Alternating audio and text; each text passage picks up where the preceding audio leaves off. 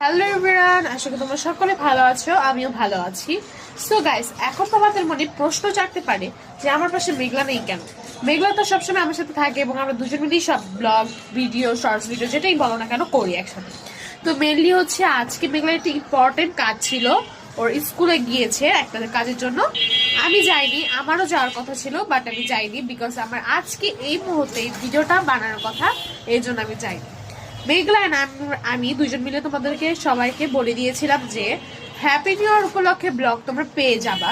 সেটা হচ্ছে আমরা অনেক তাড়াতাড়ি দিব বলেছিলাম, বাট আমাদের ইউটিউব চ্যানেলে একটা প্রবলেম হয়েছে, মানে এডিটে একটা প্রবলেম হয়েছে। আমরা হচ্ছে হ্যাপি নিউ ইয়ার ব্লগটা প্রচন্ড বড় করেছি, এই জন্য হচ্ছে একটা এডিটে প্রবলেম হচ্ছে। সো এটা ঠিক করতে করতে অনেক দিন লাগবে।